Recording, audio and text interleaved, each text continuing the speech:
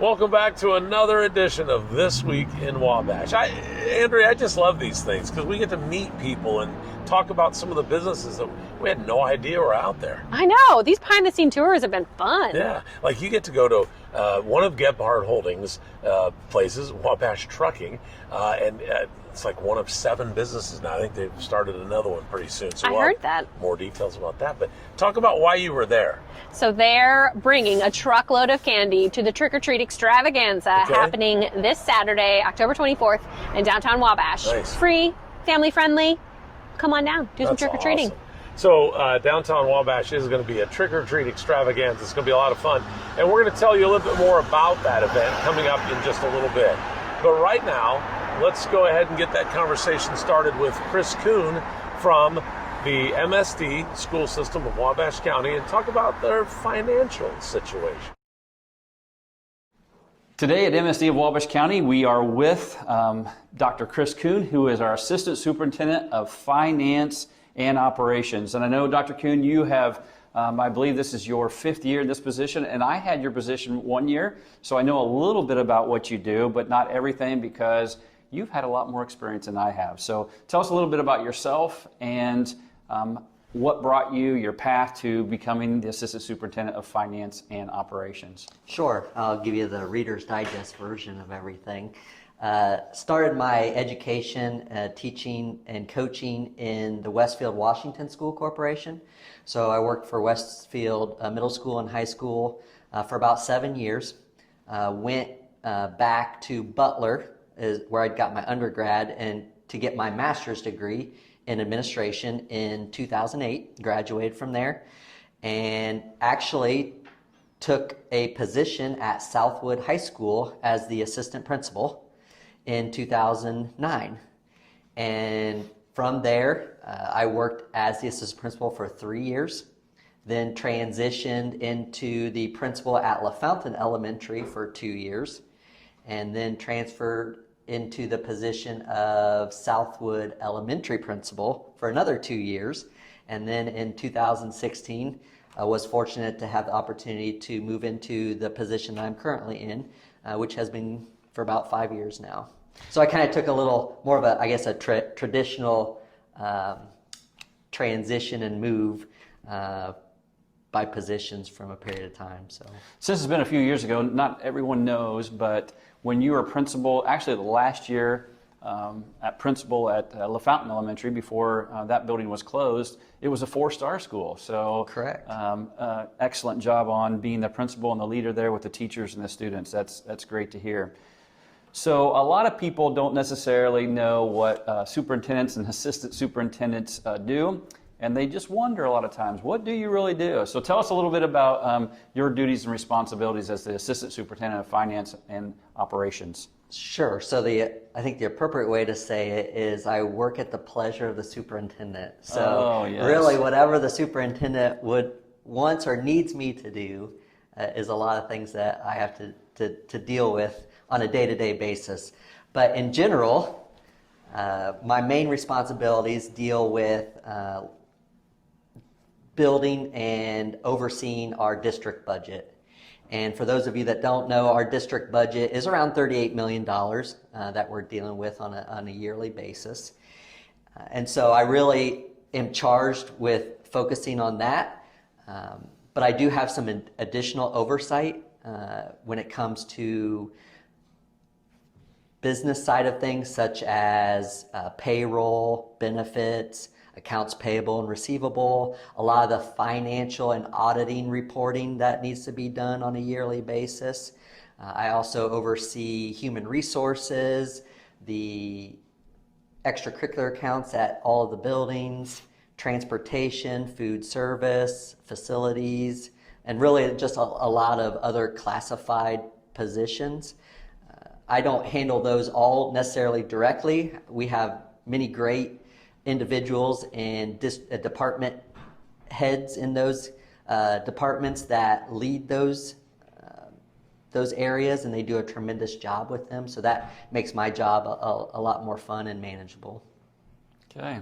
Sounds like you do a lot then, other than just helping the superintendent who needs a lot of help. So How have you seen the financial health of MSD advance over the past few years? So I think it's always good to look at where you've been to where you're at now to kind of get a good picture of that. And so even though I've started in 2016, a lot of the financial history can go back even a little bit further when we had kind of what I call a perfect storm, where we had a recession take place. We had a lot of changes happening in legislation that changed how schools and districts were being funded. And when that happened, that had a huge impact not only on our school district, but every school district across the state of Indiana. Mm-hmm. And so that impact financially, we saw lots of revenue losses, which lasted probably 4 to 5 years. And there were times even in around 2013 and 2014 that we had many of our important funds, which I would consider important funds, that were in the red, which means they had negative balances. Just to kind of give you a little bit of perspective, and I wrote some numbers down here, when I started in 2016, we actually had a $3.5 million deficit that we were still trying to take care of. We're happy to say that in 2021, we will have paid off that deficit, and that will no longer be remaining, which is very good news. But also when I started in 2016, our education fund, which used to be the general fund, it's one of our main funds because we pay a lot of salaries and benefits out of that fund, had $531,000 in it in July of 2016. And in comparison, from July of 2020, it currently has $5.4 million in it.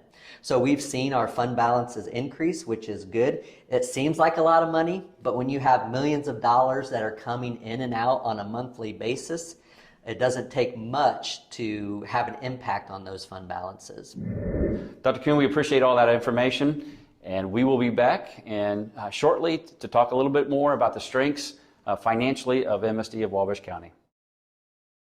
Well, that was fun. I know it might have been a little boring, and even Mike and Chris said this probably isn't the most exciting interview. Part 2 of that is coming up in just a little bit, but it's just interesting to see what the financial situation is of our school corporations, mm-hmm. and really all of them here in Wabash County are doing pretty well. Well, even nonprofits like Wabash Marketplace, we have a budget we have to balance. Yeah. So, it applies to every business. Yeah, absolutely. And it's comforting for you at MSD School System to know that your school system is in good financial shape. All right, so let's talk about fun times. I wanted to give Andrea a chance, her own little segment from Wabash Marketplace, to talk about her event. And a few years ago, they started doing this downtown trick-or-treating. And the businesses, at the beginning, I remember, Andrea, mm-hmm. very first year, they didn't know what it would be like. You couldn't get in and out of these places. It was crazy. Very big success. It was very popular. Obviously, there's free candy involved, right. So there's usually a lot of people, but it's just a great family-friendly atmosphere and a safe way to trick-or-treat. This year, we do have precautions in place. We have the event approved through the Wabash County Health Department, and so Dr. Rowe has reviewed our plans, made some revisions as needed, and then we're publicizing the event. We are still recommending that you wear masks to the event, even though we're outside, because you can't always social distance when you're in line trick-or-treating and some of that. So we'll have masks available, and we'll have hand sanitizer available as well. Okay. But if you haven't been to downtown Wabash in a while, we recommend that you pick up one of our new maps that we have. Cool.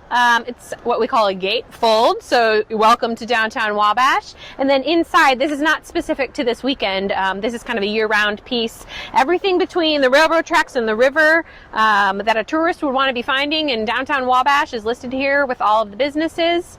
There's a couple QR codes on it if you need more details about what's available. So look for these in some of the stores as you go around for trick or treat, and then just into the winter as well. That's awesome. So make sure you pick up a map, not just for tooling around on the Halloween trick or treat deal tomorrow night, but actually to show you what's going on. Downtown Wabash is pretty exciting. I know when people are thinking about starting a business, Andrea, sometimes they come to you and ask you not only apartments are available or whatever, but they also ask you what kind of businesses are available to buy. There's not a lot of property left. No, so storefront wise, I don't know that we even have any available that are ready to move in right now. There are a couple under construction and there's a couple for sale. But otherwise, everything, we're pretty much at full capacity right now, which is really great to see. That's awesome. In especially a COVID era right now.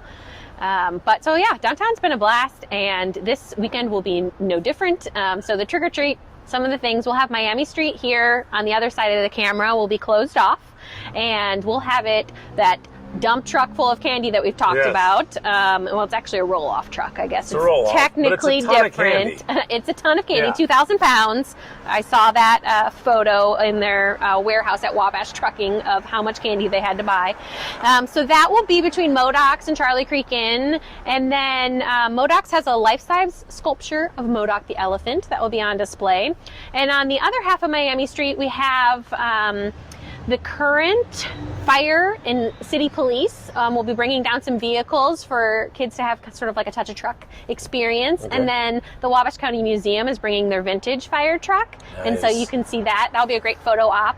And then a couple other community partners will have booths available out on the street for kind of like a trunk or treat style, but you're just going to an outdoor booth. I know the Wabash County YMCA is handing out some free books to kids. So nice. Just a great atmosphere here on Miami Street.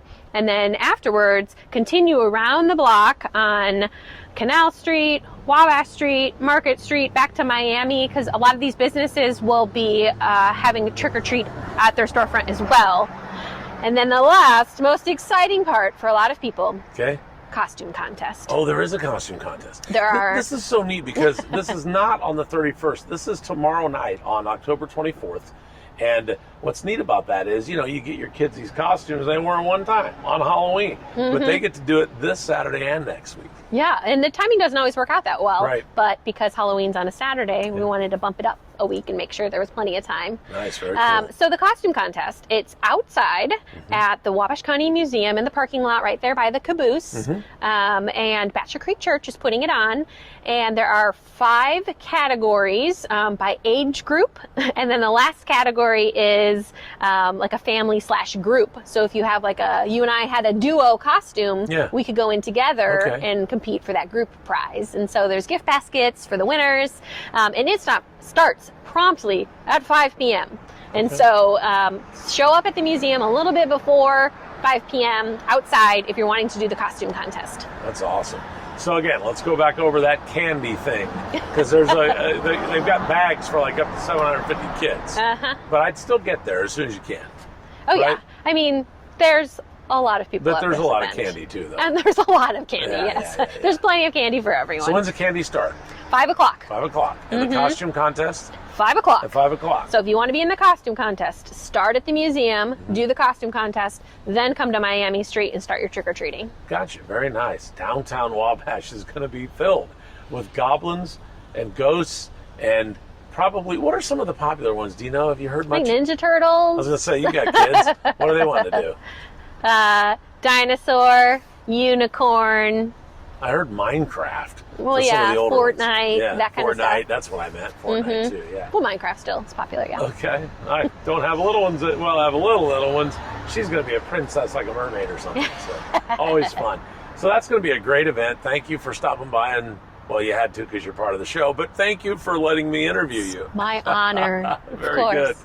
So speaking of that, let's go find out who this company is that is dumping off a ton of candy. Let's check in with Andrea out at Wabash Truck.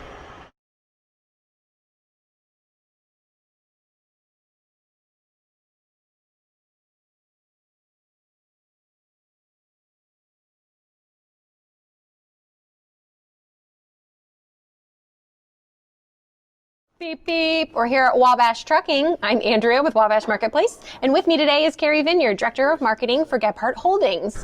And we're sitting inside this awesome sculpture that you have here inside the showroom at Wabash Trucking. You've really become known for your sculptures around Wabash. What has Gebhardt Holdings been doing? Well, one of our passions is metal, of course, and so we have multiple scrap metal statues, including this Jeep. Here at Wabash Trucking, we have a almost to scale semi truck, which is pretty out cool. front here by the sign. Yep, out by the sign. And of course, we have Hulk at Wabash Steel Supply. We have the Bumblebee out at the Mill Street Metal Source plant, and our first sculpture, which was Optimus Prime, at our main plant at Metal Source as well. And we do have a couple more coming, so stay tuned for that, which is very exciting. That is. We have like a trail of metal sculptures now. You can come and see them all. A total draw to Wabash County, right? We also are flirting with the idea of coming up with the largest world record breaking sculpture. So stay tuned and see if that actually pans itself out. But that could be really exciting as well. So we want to talk about the fleet here at Wabash Trucking. You have so many vehicles. Tell us a little bit more. Yeah, we have just about 50 trucks that are partially, some are over the road and some are local. And I've learned over the road means across the country. Correct. So you're going all the way across the nation and back, and then some people are just local. Exactly, yes. Okay. So yeah, we service multiple industries. About 20% of our business is internal for our other companies that are throughout Gebhardt Holdings. And then we do have, like I said, we service a lot of industries, and we've been especially busy keeping shelves stocked and making sure that the country keeps moving. Definitely. Well, one that you can see here and that we've seen a lot of in downtown Wabash is the pink semi-truck for breast cancer awareness. Yes. So what was it doing? Anything special in October for the... Actually, she's just been very busy working. So 44 Double D is her name, and we are just thrilled to have her as part of our fleet. And she gets a lot of attention. We get lots of messages and inquiries about this wonderful pink truck. So we look forward to using her. Actually, in 2021, we have some plans to put her to work as far as raising some funds for breast cancer research. So stay tuned for that as well. Awesome. Well, while we're talking about the fleet, we're also going to talk about your roll-off containers, and that's what's going to be featured at this Saturday's Trick or Treat Extravaganza happening in downtown Wabash. So let's go check that out. Awesome. Let's do it. Well, these roll-off trucks are pretty exciting here at Wabash Trucking. Very exciting, yes. So where did the idea come from to do a truckload of candy at the Trick or Treat Extravaganza? Last year was the first year. Yeah, well, at Gebhardt Holdings, we're always looking for fun ways to engage with the community. And this was just one of our brilliant brainstorming schemes that we came up with, that we could get kids involved and just do a fun community outreach type and kind of piggyback on the event you already had going, which was already a big success. So awesome. It actually takes a lot of candy to fill a whole truck. And so you have over a pallet full of candy and toys and things that have been delivered that you'll put in this roll-off container. Yes. And then what happens next? Well, this is actually a 30-yard roll-off, and we have a literal ton of candy to fill it with, which is 2,000 pounds worth of candy. So it's actually several pallets worth. So we will be filling that before we come on Saturday, and we will be dumping it then onto the street on Miami Street, downtown Wabash. So. Pretty promptly at 5 o'clock. So if you want to see the truckload of candy dump onto the street and have you can swim in it, maybe. I did a little bit last year. Pre-COVID, we might have let kids swim in it, but this year we're actually going to be scooping it for them to keep it extra sanitary, and also to kind of keep it moving. We don't want to make kids wait in line any longer than they have to. So we have a great process ready and in place for all the hundreds of kids that we expect to show up and trick or treat. Awesome. So the details, if you aren't familiar, this Saturday in downtown Wabash, this truck will be on Miami Street, right between Modocs and Charlie Creek Inn, and we'll be giving out candy pretty much until it's gone, but that's usually around 7:30 p.m. There's also a costume contest happening at the outdoor parking lot of the Wabash County Museum near the Caboose train. And then there's a few other activities on Miami Street too, a couple trunk or treat style tables where you can get some more candy. And then almost all of the businesses in downtown will be open and handing out candy to trick-or-treaters as you kind of go around that block there. So it's just a fun, family-friendly event, totally free for the community, and we're just looking forward to it. We know 2020's been a weird year. So we're excited to have you partnering again this year. The Wabash County Health Department has signed off on the event. We do have some COVID precautions in place. And even though we're outside, it's still recommended to wear a mask because social distancing isn't always possible. Of course, sure. We'll get your kids dressed up, or there's rumor that some of us will be dressed up as well at the roll-off truck. So our team is also wearing costumes, awesome. so adults are encouraged. Are you divulging your costume, or is it top secret? I'll divulge. We're going to be Ghostbusters, so we have a whole entourage of Ghostbusters and maybe even the Marshmallow Man. So I'll divulge then too. We're going to be the 101 Dalmatians, nice. all three of us. All three of you. We could use some more Dalmatians if anybody has some donations. But well, thanks so much to Wabash Trucking for showing us a little bit more about your business and then supporting the event happening this Saturday in downtown Wabash. We're excited.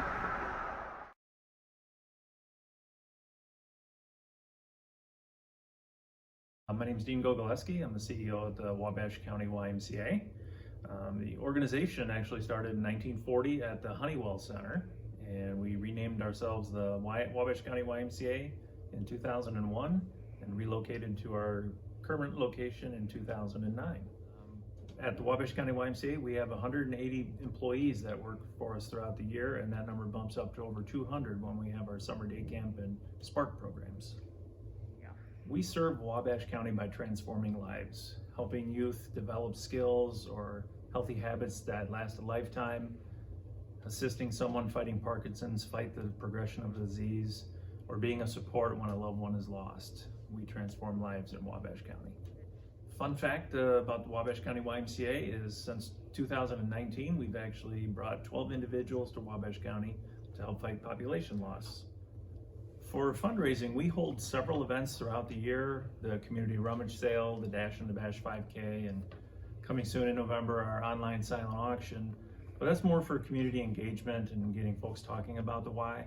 We couldn't do what we do without the support of our community, the donations made, the leadership of our staff like Jay Driscoll, Patty Godfroy, and former Distinguished Citizen of the Year Bill Barrows leading the charge along with the rest of our leadership staff and our board of directors. We couldn't do it without our community. Small business, big heart to me means taking care of the community that takes care of us. We live here, we work here, and our heart is here.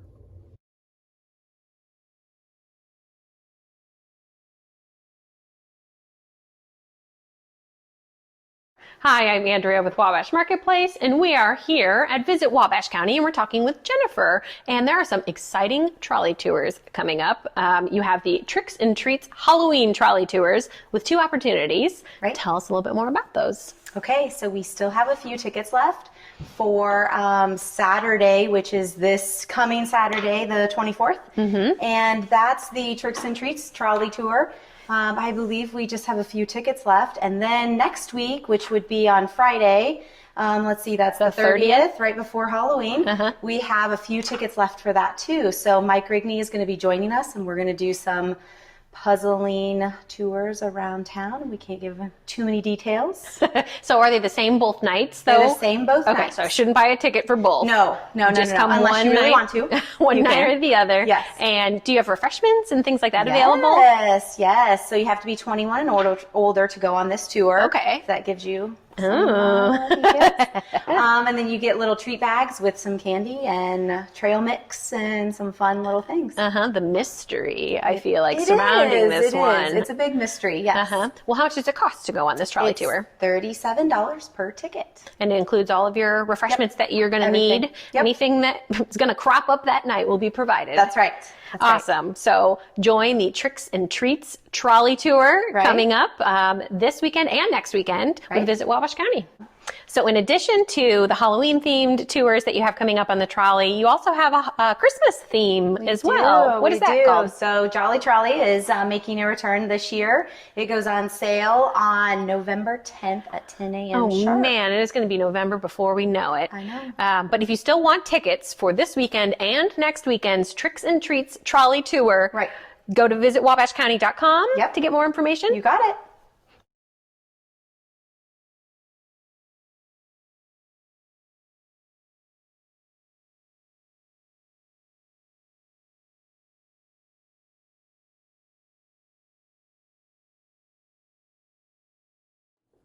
Good afternoon. My name is Robert Budd. I'm the owner of Market Street Grill in Wabash, Indiana. I've owned the business now for the past 8 years. As most of you know, Market Street Grill's, well, some of you may know, some of you may not, but Market Street Grill's been in business for 20, going on 25 years now. And it's been a staple of downtown Wabash for pretty much that entire time. One of the things that is probably a pretty interesting fact about Market Street Grill is the longevity of many of the employees. Marcy Reif, our head chef, who most of you know, has been with Market Street Grill now going 24 years. Marcia Cruz, who tends bar for us, has been here 23 years. We have people that have been here, and they're all local folks, by the way, who have been employed here for upwards of 15 years. One of the things that we all, as an organization, and myself in particular, enjoy is the steady customers that are here, at least 2-3 times a month. The other thing that we started to do about 3 years ago is we have 3 second floor balconies that were totally renovated about 4 years ago, and so we've now are offering that experience on the weekends, weather permitting and road surface permitting. Because unfortunately, it's been a little dusty down here last couple of weeks, but we'll get through that too. The balconies have present quite a unique dining experience for the state of Indiana. I've done a little research, and I don't believe there's any other dining establishment in the state of Indiana that offers balcony dining overlooking beautiful downtown Wabash.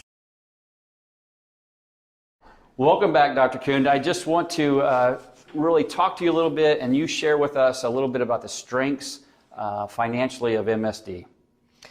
So the one thing that I really enjoyed about finances and getting into the history of things is that it tells a story. And so one thing I've learned is that every school corporation is different. They have different stories to tell, but we feel like financially some of our strengths are that, one, our fund balances have been improving, which we talked a little bit from the last question. This is important because this has allowed us opportunities to improve salaries and benefits for many of our staff, where we feel like we can provide a little bit more of a competitive package when it comes to those type of things for many of our staff. So the improvement of those fund balances is important. The other thing that we feel like is an important asset is that MSD has a strong assessed valuation. And so the property values around the county allow for our assessed valuation to be strong, which is important because it allows us to keep a financially responsible tax rate for our citizens. And with that, then we also are not very much impacted by tax caps, which is also good for the taxpayer and also good for the corporation because that allows us the benefit of being able to, say, collect more of our tax dollars. And then also, hopefully, not create a financial tax burden on our stakeholders through that by having to pay more taxes so that we can get more of our tax levy that we requested. Okay. And then the third thing that I would group into that is that we do have a lot of our bonds that are being paid off in the next few years. Bonds have been very crucial in our ability to be able to continue to improve and update our facilities. And so with those bonds being paid off, it allows us more opportunities in the future to continue to improve and update much of our facilities. In 2019, we had a S&P rating, a bond rating of an A, which is very good, which just shows our ability to pay off our financial obligations. And you mentioned about paying off those bonds, and if I recall correctly, they will all be paid off as what we have right now, 2022, is that correct? In December of 22, yes, our bonds of money that we have borrowed from the past will be completed. Okay. So the financial strength that we have at MSD has given us opportunities to add additional programming, but it also has given us abilities to increase and improve our facilities. So talk to us a little bit about that. That's one thing that I think a lot of people like to know about what has happened, what has occurred in the last few years as far as those improvements to our facilities. Sure, and I'll talk a little bit about just from my time here. And sometimes when we're dealing with some of those improvements, they're not always the glitz and glamorous type of things that you think about. We did put a new roof up on Metro North when I first started. We still are doing some roof projects and roof repairs at some of our buildings. Our buildings are, getting up to the ages of 50 and 60 years old, so a lot more things are popping up as far as areas that need to be taken care of. We did put in a new wastewater treatment plant. Oh, exciting. At Southwood High School, and a lift station then from Southwood Elementary to pump over to the wastewater treatment plant at Southwood High School. So that was a pretty big project. So when you say pretty big on that, what is so people understand something like that that's not glamorous, I think you said, or glitzy. It's not glamorous or glitzy. But how much did that cost approximately? So it was just under $1 million. Wow. To do that. And so, not something that was glitzy or glamorous by any means, but something that needed to be done because it was past its life frame. So along with that, just more recently, we have been doing LED light projects in all of our buildings, upgrading our old existing lights into LEDs. At our 2 high schools, I believe you took a tour recently here and was able to observe some of the work that was done with the flooring and painting projects. We've also been able to do a lot more of parking lots and updating some of our siding in some of our buildings, some of those types of things. One of the things that we're looking forward to this coming year is that we recently received a grant, federal grant from COPS grant is what it's called, and we received $345,000 to update and improve our intercom and communication systems through our buildings. It will also provide us better alert connections to our fire departments and our police departments, so our emergency response times will be much quicker if they're ever needed. So those are some things that we've been able to do here and continue to add to that list. Okay. Well, thank you, Dr. Kuhn. You do a great job managing all those different job tasks that you have, and we appreciate that. And as always, MSD of Wabash County, dream big and work hard. Well, there we go again. We got another show under our belts. Glad it's wrapped up for the week because next time, Halloween again. It is. Actually, we're just having this fun tomorrow night, October 24th in downtown Wabash. Don't forget, we've given you all the fun stuff that we're going to be able to do, or most of it at least. Mm-hmm. Next week, thinking about maybe a costume? I think we should think about it. Okay, I will be thinking about it. Does that make any sense? Maybe we'll go by customer request in the comments. Should Wade and I wear costumes on the segment for October 30th? In the comments, don't be rude. Like, Wade ought to dress up like for Andrea. No, I don't care what you say. If you'd like to comment about what kind of costume, that'd be kind of fun. I haven't dressed up as anything for Halloween for many, many years. Oh, it's one of my favorites. I know. I almost always have a costume brewing. Really? Mm-hmm. Nice. Well, that'll be fun. And right behind us next week, we're going to be telling you more about what's going on here at the Charlie Creek Inn and their courtyard, because there's going to be a fun little event for adults. Yeah, 21 and over. Their wine shop is hosting an event out here in the courtyard. All right, very good. So we'll see you next week right here on This Week in Wabash. I'm Wade Weaver from 1059thebash.com. I'm Andrea with Wabash Marketplace. Have a great week. Catch you later.